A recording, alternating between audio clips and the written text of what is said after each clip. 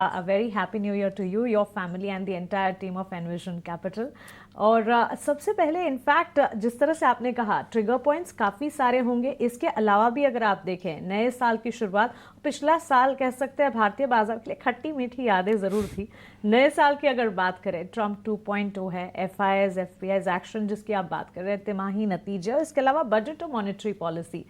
If I give you a plain canvas, please help and direct our viewers, potential investors to create their investment journey. कौन से sectors हैं जो कि आपको लगता है बेहतरीन मौके देंगे?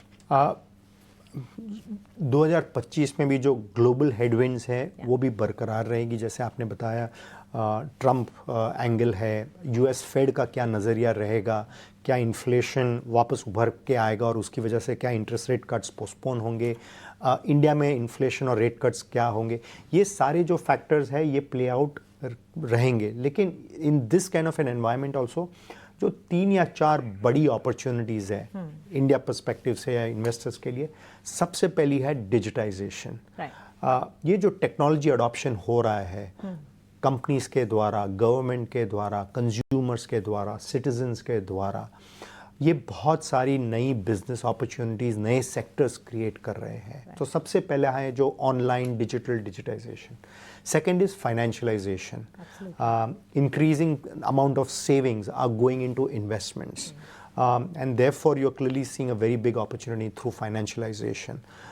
Similarly, जो informal credit से shift हो रहा है formal credit, कई RBI के जो initiatives है, account aggregator है, UPI है, इनके माध्यम के द्वारा काफ़ी financialization हो रही है, चाहे investing की दुनिया में, payments की दुनिया में, credit की दुनिया में।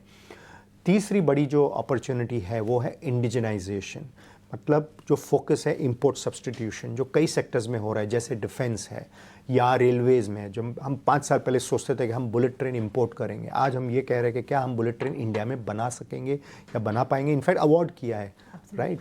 तो ये जो अपॉर्चुनिटीज़ है वो काफ़ी अपॉर्चुनिटी। लास्टली कंज्यूमर स्पेस में प्रीमियमाइजेशन, एवरेज इंडियन कंज्यूमर नए नए प्रोडक्ट्स, अच्छे अच्छे प्रोडक्ट्स कंज्यूम करना चाह रहे हैं और क्विक कॉमर्स की दुनिया वो प्रोडक्ट्स उनके लिए लेके आ रहे हैं, या हाई एंड रिटेल स्टोर उनके लिए ये सब प्रोडक्ट्स लेके आ रहे हैं।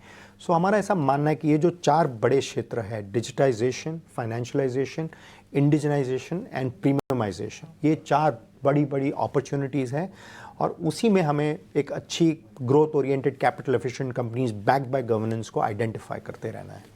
Financials and renewables are the next big opportunities. I hear you there.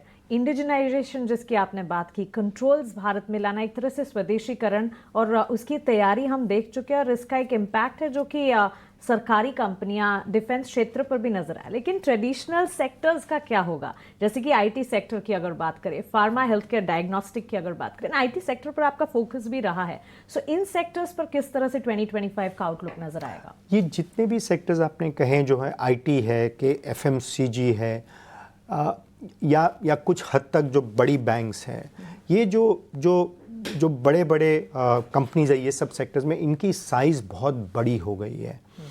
तो इनके जो ग्रोथ रेट्स है, जो वृद्धि का दर है, वो तकरीबन हमारा जो नॉमिनल GDP ग्रोथ रेट है उसके आसपास ही रहना चाहिए। अगर हमारी रियल ग्रोथ रेट 6-7% है, नॉमिनल ग्रोथ रेट अराउंड 10% है, तो इनकी ग्रोथ रेट इनके आजू बाजू ही रहेगी, मतलब यही रेंज में रहेगी।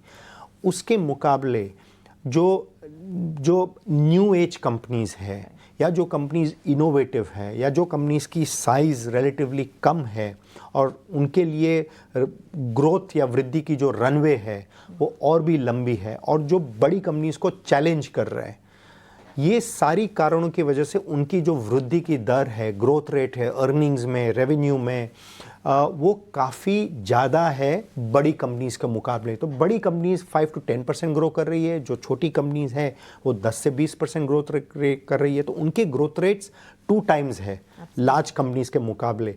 तो हमारा अभी भी ऐसा मानना है कि इंडिया एक नए दौर में गुजर चुका है, नए दौर से गुजर रहा है, और ये नए दौर में नए बिजनेस मॉडल्स चाहिए, नए तरीके चाहिए।